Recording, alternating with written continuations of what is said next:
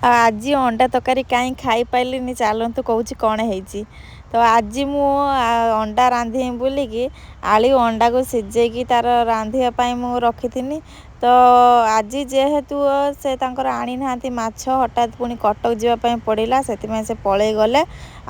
आमर माछ अणा है तो झीर जो अंगनवाड़ी अंडा मिलता से अंडा को मुझे रखी कहनी आम तो कहीं ना दी जन मनीष अच्छा तो आम अंडा रांधि देकी खाईदबा आ राति देखिया कौन हो आणुचंती तो मुझे मोर अंडा को सिझेकी मसला फसला सब बाटिकी रखी रांधापी आ मो पुओ तार पूरा जगी बस चुली पाखर उठिकी जमार जाऊनी अंडा है माने मो पुओ से चुली छाड़िकी ही जीवनी आ मुझे अटकाउथा रहीता टिके मु रांधि सारे खाइबू भातर ना ना मत दे तू मु खाइमी ये से बहुत जिद्दी कर बसिकी आ मु मोर ये तरकारी रांधियार पूरा व्यस्त थी मो सुना तार देखिपे केमी बही जगिकी